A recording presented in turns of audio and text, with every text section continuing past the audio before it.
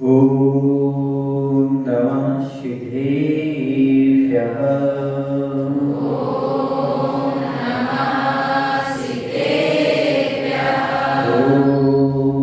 नमः सिद्धेभ्यः।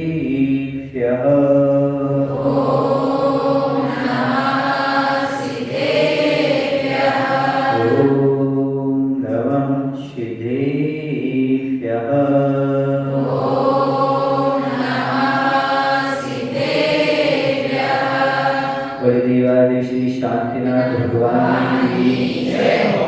आचार्य गुरुदेव श्री विद्या सरस्वती महाराज की जय हो। आचार्य श्री समय सरस्वती महाराज की जय हो।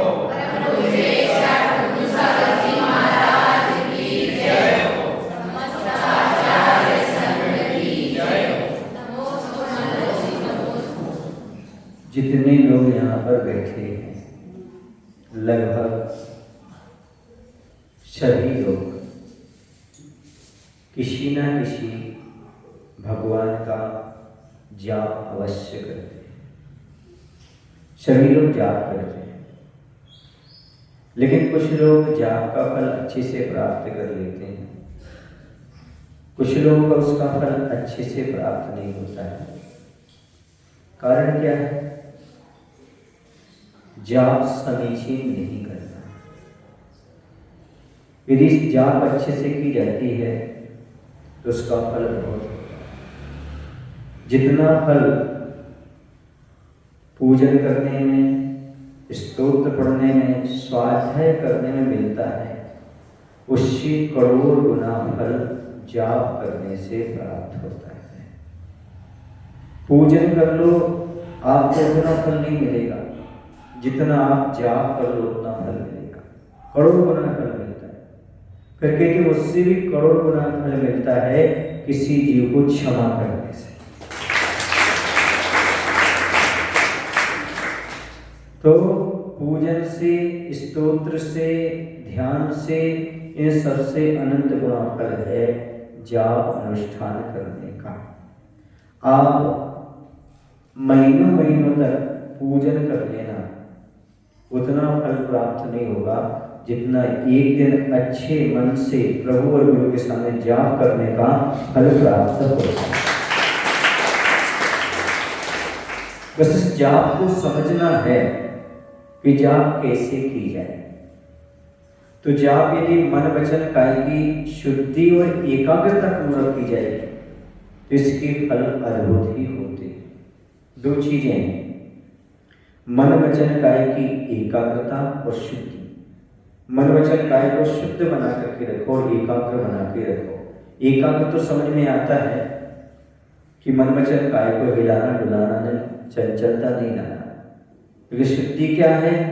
आत्म ध्यान के साथ नहीं फेरना, जाप नहीं करना, मन में खोटा चिंतन लेकर के नहीं बैठना, मन में किसी के अहित के विचार नहीं आना। जब जाप कर रहे हो तो उसका उद्देश्य लौकिक कार्य संपन्न होना नहीं होना चाहिए। जब आप जाप कर रहे हो तो हे भगवान मेरे कर्म का क्षय हो। अब कर्म के क्षय में दो चीजें आ जाती हैं, अशाता का क्षय होना, सुस्वास्थ्य लाभ। अंतराय कर्म का क्षय होना, सुविघ्न बाधाओं का दूर होना। अपने आप लौकिक कार्य की सिद्धि हो जाती है, कहने की आवश्यकता नहीं पड़ती। जैसे कर्म क्षय की बात करोगे, कर्म क्षय का अर्थ है हमारे अशात आदि कर्म छटे, और अशात आदि कर्म छटेंगे तो निश्चित रूप से आपके स्वास्थ्य लाभ प्राप्त होगा। और जब अंतराय कर्म छटेगा तो आपके जो कार्य रुके हुए हैं, जिसमें विघ्न आ रहे हैं, वो सारे संपन्न होंगे। तो अलग से मांग मत करो, बस ये कहो हे भगवान कर्म क्षयार्थम, मैं कर्म के क्षय के लिए मंत्र जाप कर रहा हूँ, मेरा एक ही उद्देश्य, कुछ नहीं। और मेरा मन यहाँ वहाँ से हट करके मात्र आपके ध्यान में, आपके स्मरण में, आपकी स्मृति में लग जाए, ऐसा भाव रख करके ध्यान करना। और नेत्र के माध्यम से चंचलता आती है, इसलिए आंखों को, नेत्र को बंद करके रखें, शरीर को हिलाए डुलाए नहीं उस समय, तब आपका मंत्र जाप सार्थक होता है। एक शब्द आता है कायोत्सर्ग। बहुत कम लोग हैं जो कायेश्वर का अर्थ समझते हैं। कायेश्वर का अर्थ क्या होता है? 9 बार नमोकार मंत्र पढ़ना। इतना ही आप जानते हैं, 9 बार नमोकार मंत्र पढ़ना सो कायेश्वर। किसी ने कहा कायेश्वरगम करोम्याम, आपने 9 बार नमोकार पढ़ लिया, है ना? इतने ही जान देना। तो कायेश्वर का अर्थ ऐसा नहीं होता। कायेश्वर 2 शब्दों से बना है, काय धन उत्सर्ग बराबर काय उत्सर्ग। काय माने तो शरीर, उत्सर्ग माने त्याग। 27 श्वासोच्छ्वास समय तक शरीर से ममत्व हटाने का नाम, उसकी हलनचल क्रिया को रोकने का नाम कायेश्वर है। फिर महाराज जी 9 बार हाँ, चूंकि गिनती कैसे करें कि 27 श्वासोच्छ्वास हो गए, तो क्या करते हैं? 9 या 27, 3 क्या होते हैं? एक बार नवकरण पढ़ने में 3 श्वासोच्छ्वास लगते हैं। समझ गए? 9 बार नवकरण पढ़ोगे तो 27 श्वासोच्छ्वास हो जाते हैं। इसलिए 9 बार नवकरण पढ़ते हैं तो 27 श्वासोच्छ्वास तक शरीर को अड़ेग रखते हैं, काया का त्याग करते हैं। उतने समय तक क्या करें? सो 9 बार नवकरण पढ़ लेते हैं। बाकी कायेश्वर का अर्थ 9 बार नवकरण पढ़ना कहीं नहीं लिखा है। उसमें लिखा हुआ है शरीर का त्याग करना। कितने समय तक? 27 श्वासोच्छ्वास तक। और घंटों घंटों भी कायेश्वर होता है। महाराज जी के तो मूल गुण में कायेश्वर है, और तो बैठ जाएंगे शरीर का त्याग करके, घंटों घंटों भी बैठ सकते हैं। काया का त्याग करना कायेश्वर है, ना कि मात्र 9 बार नमोकार मंत्र पढ़ने का नाम कायेश्वर है। अब काया हिलती रहती है, नेत्र यहाँ वहाँ डूलते रहते हैं और कायेश्वर हो जाता है। वो 9 बार नमोकार मंत्र हुआ, वो कायेश्वर नहीं हुआ। समझ आया ना? वो भी सही विधि से नहीं हुआ। इसलिए कायेश्वर का मायने समझना। कुछ लोग क्या करते हैं, माला लेकर के ऐसा नहीं करते रहते हैं, तो इसे कायेश्वर नहीं कहते। हंसना नहीं है, समझना है। यदि आप करते हैं तो सुधार लीजिएगा, दूसरा करता है उसको हंसना नहीं है, हमको सुधारना है। जब हम माला फेंक रहे हो, हम कायेश्वर कर रहे हो, उसका अर्थ क्या होता है? समझ आ रहा ना? ऐसा नहीं करना। इसका फल प्राप्त नहीं होता। 27 श्वास भी जरूरी है उसके अंदर है उसमें। क्या कह रहे हैं? 27 श्वास तक करना भी जरूरी है उसको। श्वास, हाँ, तभी उसका समीचीन फल होता है। आगम में यही बोला है।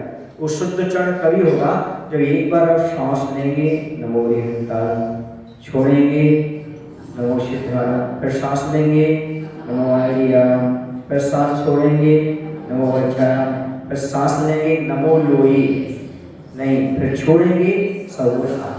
लास्ट के पद में लेना और छोड़ना है, बाकी सब में एक में लेना, एक में छोड़ना। समझ आ रहा? इसे 3 कायेश्वर, 3 श्वासोच्छ्वास में 1 बार नवकरण होता है। ऐसे 27 श्वासोच्छ्वास में 9 बार नवकरण होता है, उसी से सही उच्चारण होता है। वरना ऐसा होता है ऐसा नहीं होता। सुनिए, हमारे यहाँ 4 प्रकार के मंत्र जाप उच्चारण विधि बताई।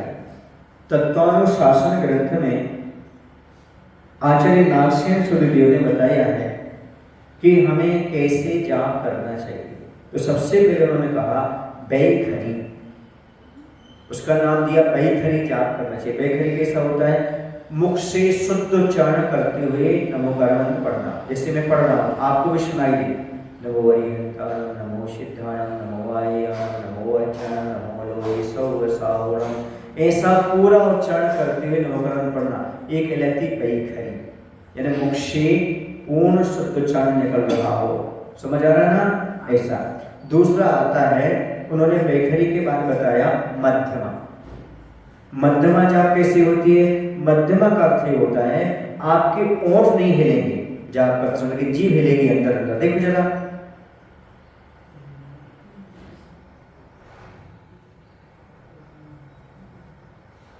जीभ हिल रही हमारे अंदर, लेकिन ओंठ नहीं हिल रहे। इसको उन्होंने बताया ये मध्यमा कहलाती है। तीसरा बताया उन्होंने पश्यंती। पश्यंती का अर्थ होता है ना तो ओंठ हिलेंगे और ना जीभ हिलेगी, मात्र अंदर मन में मंत्र चलेगा।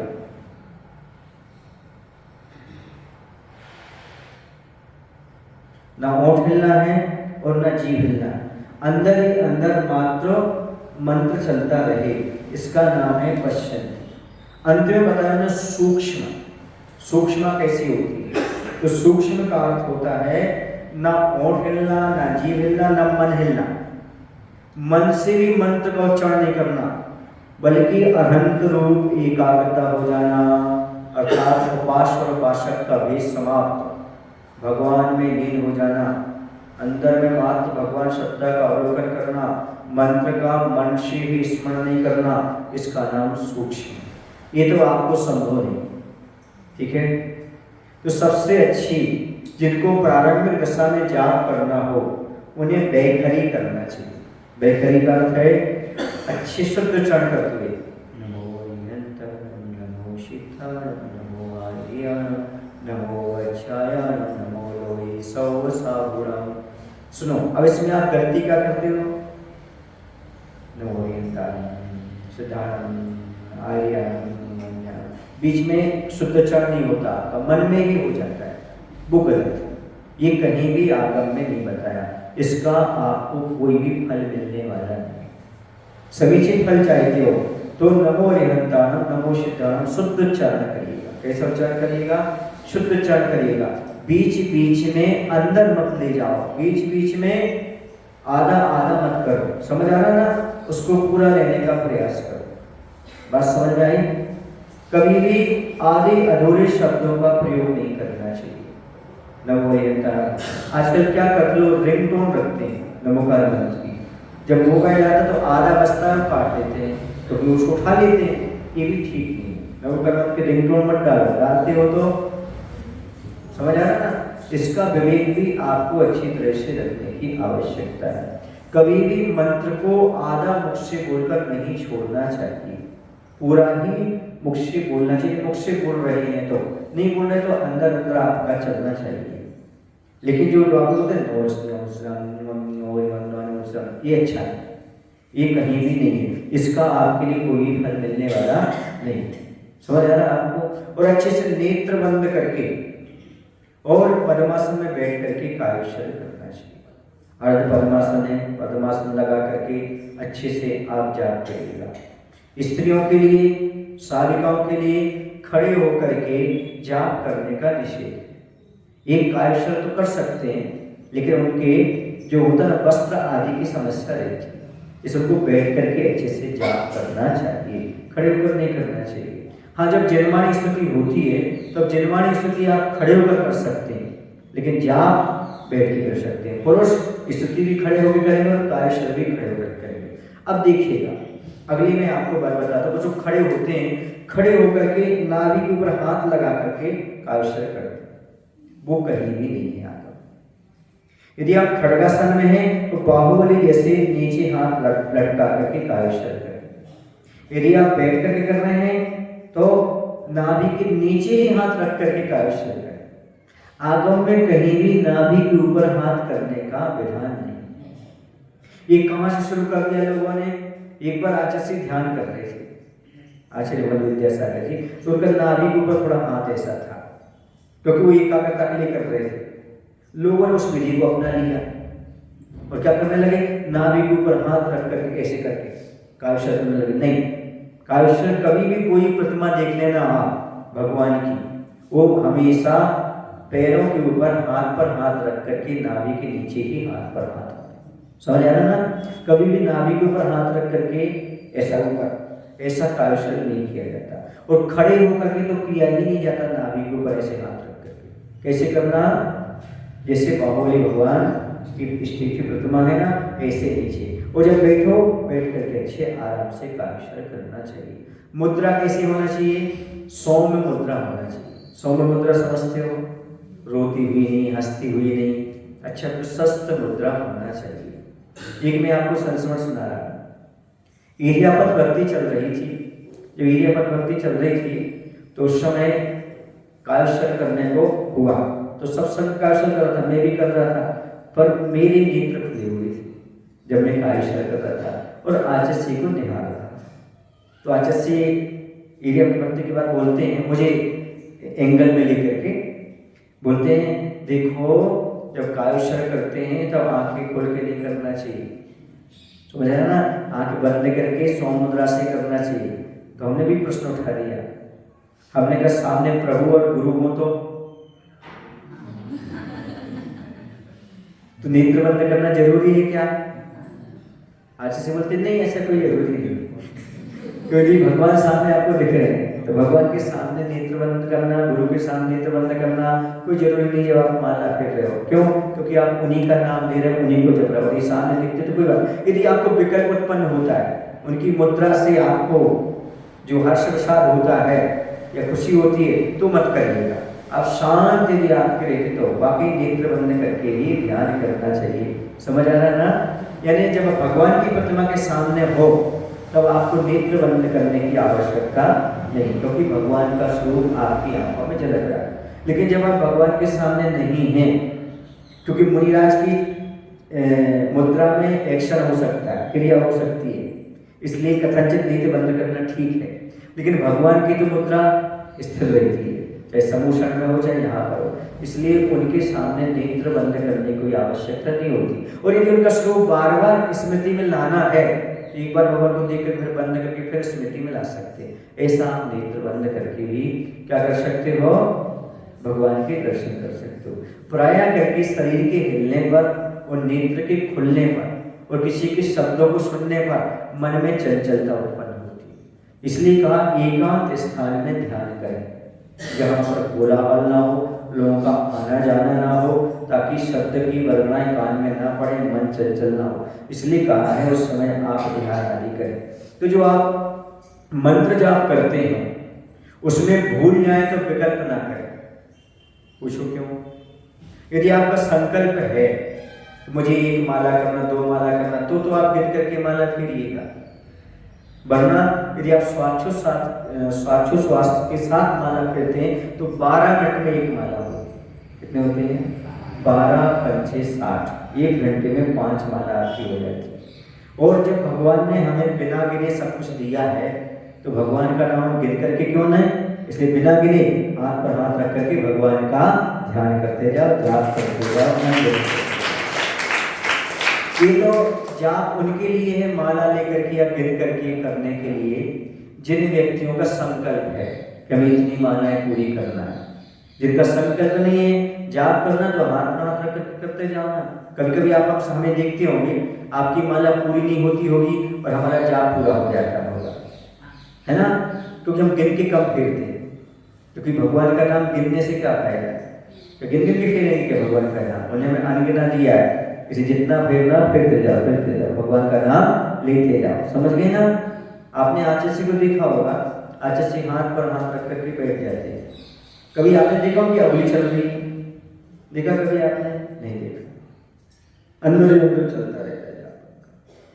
एक बार हमने पूछा आचार्य जी, आप मंच पर बैठते हैं और कभी कभी 1-1 घंटे बाद ही आपको प्रवचन करने को आता है, बीच में कहीं कोई आ रहा है, कुछ हो रहा है, बोली लग रही है, ऐसा होता है, आप उस समय क्या करते रहते हो?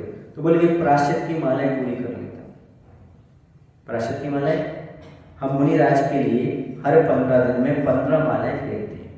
प्रायश्चित जो पाक्षिक प्रायश्चित होता है ना, तो 1 दिन की 1 माला होती है, तो 15 दिन के भीतर अगली चतुर्दशी तक फेरना पड़ती है। तो वो आचार्य कहते मंच पर बैठ बैठे करते। तो आचार्य आप कैसे फेरते रहते हो?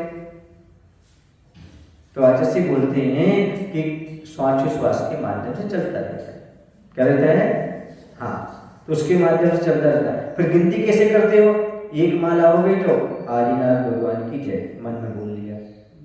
2 माला हो गई तो अजितनाथ भगवान की जय। 3 माला हो गई तो ये आचार्य भगवान का सीक्रेट मैंने आपके सामने खोला। ऐसा क्या गिनती नहीं, 1 नहीं 2 नहीं, वहां आएगा तो भगवान ही आएंगे। क्योंकि जाप चल रहा है, जाप में 1-2 कैसे आ गया? जाप के बीच में भगवान ही आना चाहिए। ये आचार्य ने बताया, जाप के बीच में गिनती नहीं, जाप के बीच में गिनती भी हो तो भगवान की ही होना चाहिए। ये अपने आप इतनी सूक्ष्म दृष्टि आचार्य, इतना सूक्ष्म विचार, इतना चिंतन ये शास्त्र में नहीं मिलेगा। ये जीवित ग्रंथ आचार्य विद्यासागर से बने। इस समय इस प्रकार का जाप आप कर सकते। आचार्य इस प्रकार की जाप करते थे, समझ आना? माला लिए नहीं करते थे, एक ही बार माला फेरी आचार्य ने, वो हम लोगों ने जबरदस्ती दी थी तब। कब? जब उनको हर्ष रोग हुआ था तब माला से, या हम लोग दे देते थे आचार्य हमारी माला शुद्ध हो जाएगी, आप थोड़ा फेर दीजिए ऐसे करके, तो आचार्य माला, बाकी नहीं, अपने उसी से हाथ पर हाथ निरालंब हो करके और जब करते थे। समझ आता ना? ऐसे घंटों घंटों तक जब चलती रहती थी। मेरा तो मानना ये है कि श्वासोच्छ्वास के साथ, कायोच्छ्वास के साथ जो हम माला जाप करते हैं वही हमें समीचीन फल देने वाली है। वर्षों से लोग माला फेरते हैं, उनसे कहो भाई माला फेरा करो, आप जाप किया करो, करते हैं महाराज जी, पर कैसे करते हो? उसका आपको समीचीन फल इसलिए प्राप्त नहीं होता। सही चीज का सही फल पाने के लिए सही तरीका होता है। कोई भी चीज आप प्राप्त करते हैं बाजार से या कोई भी खेती आदि करते हैं, उन सबके तरीके होते हैं। एक तरीके से खेती की जाए तो क्या सुने आप लोग कि नहीं, अच्छा अनाज आता है, और तरीके से ना की जाए तो अच्छा अनाज नहीं आता, अच्छी फसल नहीं आती।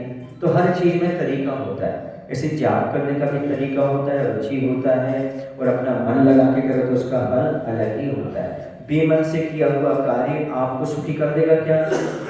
ऐसे बेमन से फेरी हुई जाप माला के आपको सुखी कर देगी? नहीं।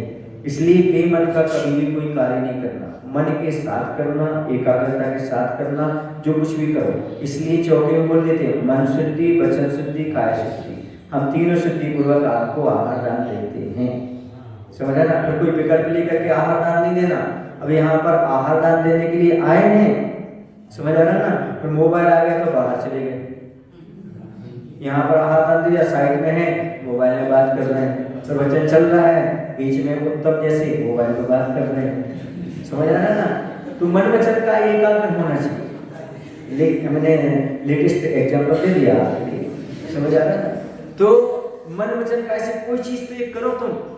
मन वचन का ऐसे कोई चीज भी नहीं करते, आहार ही मन वचन का ऐसे नहीं देते, और पूजन भी मन वचन का ऐसे नहीं करते, जहाँ भी कुछ तो एक चीज तो कम से कम जीवन में पूरे दिन में मन वचन का ऐसे करो। मैं कुछ नहीं करूंगा, मात्र इसी में मन लगाऊंगा, तब तो जाप है, तब तो एक पूजन है। वरना वो तो फॉर्मेलिटी है, निकल गया सारे काम भी। आजकल मोबाइल ने तो बहुत सारे काम बिगाड़ दिए, इसलिए मंदिर तो मोबाइल लेके आना नहीं चाहिए। जब जाप आप कर रहे हो, पूजन कर रहे हो, तब मोबाइल को साइलेंट पर ही रखना चाहिए, और बच्चों को पढ़ाई के समय मोबाइल को साइलेंट पर रखना चाहिए। बीच में आए हुए मैसेज को नहीं पढ़ना चाहिए, तभी वह पढ़ाई में मन लगा सकता है या फिर वह ध्यान आदि कर सकता है। समझ आ रहा आप लोगों को? नहीं। एक बार किसी ने आचार्य से कहा था, आचार्य जी मोबाइल तो बहुत अच्छी चीज है ना, उससे किसी से बात कर लो, उससे बहुत सी चीजें फील कर लो, ये कर लो, वो कर लो, सब कर लो। तो आचार्य से एक ही बात कही थी कि जब मोबाइल कभी भी चालू हो जाएगा तब क्या करोगे? अब साबा मोबाइल लिए, कभी उसमें घंटी बज गई, फिर क्या करेगा? वो उठाना पड़ेगा कि नहीं उठाना पड़ेगा? वो माला फेर पाएगा क्या? वो स्वाध्याय कर पाएगा क्या? वह जाप कर पाएगा क्या? संभव नहीं। ये सारे काम बिल्कुल भी संभव नहीं। कोई भी कार्य करो तो मन वचन काय की शुद्धि पूर्वक, एकाग्रता पूर्वक करोगे, उसका फल मिलेगा। ऐसे जाप अनुष्ठान यदि आप मन वचन काय की एकाग्रता पूर्वक करो, इसलिए मैं आप लोगों को शुद्धि पूर्वक मंत्र कराता हूँ। कैसे कराता हूँ? क्योंकि मन वचन काय तीनों शुद्ध होना चाहिए, तब उसका अलग ही फल मिलता है। धोती दुपट्टा के साथ, आप लोग साड़ी के साथ यदि इस प्रकार से मंत्र जाप करते हैं तो शुद्धि रहती है। देख लेना, कभी आपके कपड़े गंदे हैं तो आपका मन नहीं लगेगा, और यदि कपड़े आपके स्वच्छ हैं तो मन लगेगा। ये नियम। शुद्धि पूर्वक है तो और अच्छे से मन लगेगा। इसलिए द्रव्य शुद्धि भी अपने आप में बहुत काम करती है। भाव शुद्धि के लिए द्रव्य शुद्धि का होना भी बहुत जरूरी है, तभी आपको समीचीन उसका फल मिलता है। ऐसी जाप की विधि हमने बताई, 4 प्रकार की याद रखना, वैखरी, मध्यमा, पश्यन्ती और सूक्ष्म। ठीक है ना? तो सबसे पहले वैखरी सीख लीजिएगा, शुद्ध उच्चारण करिएगा। कोई भी चीज का हो, शुद्ध उच्चारण हो तो उसका फल समीचीन मिलता है। कहा गया है, सुनो अच्छी तरह से, अक्षर और मात्रा से हीन मंत्र विष की वेदना को दूर नहीं कर सकते। जैसे सम्यक दर्शन में एक भी अंग कम हो तो संसार से मुक्ति की प्राप्ति नहीं हो सकती। ऐसी अक्षर मात्रा आदि के शुद्धि पूर्वक नवकरण मत पड़िएगा। मैं आप लोगों का नवकरण सुनता हूँ, कब सुनता हूँ? अच्छे से, जब आप पढ़वान करते हैं। नमो अरिहंताणं, नमो सिद्धाणं, नमो आर्याणं, नमो उपच्छायाणं, नमो लोहे सब्ब साहुणं, है ना, ये शुद्ध है। नमो अरिहंताणं, नमो सिद्धाणं, नमो आर्याणं, नमो उपच्छायाणं नहीं, नमो उपच्छायाणं। क्या?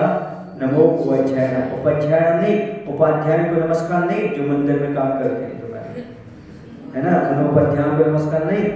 हाँ, समझ रहे ना, मिथ्या में मत जाओ, है ना, उनको नमस्कार करना, उनको प्रणाम करना, ये मिथ्यार्थ है। उपाध्यायों को, पंडितों को, समझ में आया ना? क्योंकि बुजुर्ग लोग अभी भी देखने में आते हैं, वो ऐसा हाथ भी रखते हैं और ये लोग ये भी करते हैं, देखा इसलिए कह रहा हूँ, वो गंदे लोग देते हैं, ऐसा करते हैं, ये सब मिथ्यार्थ है ना। इनको नमस्कार नहीं किया जाता, ये कहाँ से आया पता नहीं, भगवान जाने आप लोग, लेकिन ये सब मिथ्यार्थ है। बीतरागी गुरु को नमस्कार करो, उनसे आशीर्वाद दो, है ना। बीवी बच्चे वालों से आशीर्वाद लेने से तुम्हें क्या मिलेगा? निर्माल्य का सेवन करने वाले से तुम्हें क्या मिलेगा? कहने में आ रहा, बोल रहा हूँ, उसमें कोई बाधा नहीं है। हाँ, तो समझे इस बात को। नमो उपच्छायाणं, अर्थात नमो लोहे सर्व साहुणं। लोहे नहीं, हा का उपयोग नहीं करना, ए गेड़ी का ए।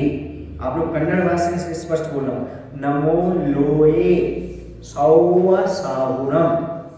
क्या बोलना?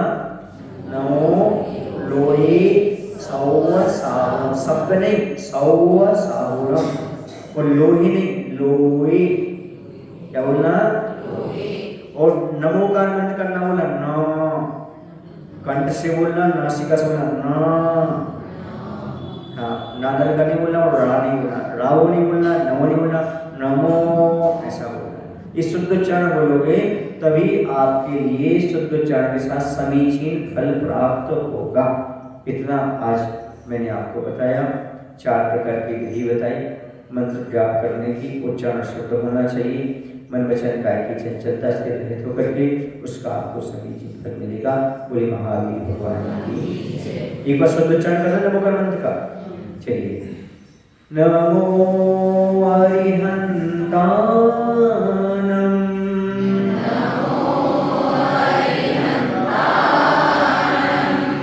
नमो सिद्धाणं,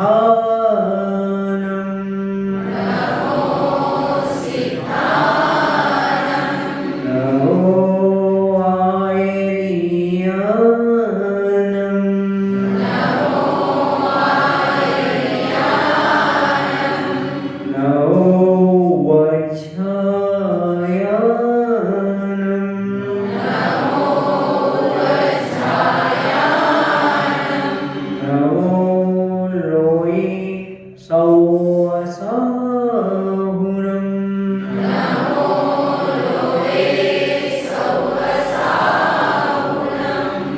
अभी भी नाम को सुधारने की आवश्यकता है। नौ रानी नौ। बोली महादेव।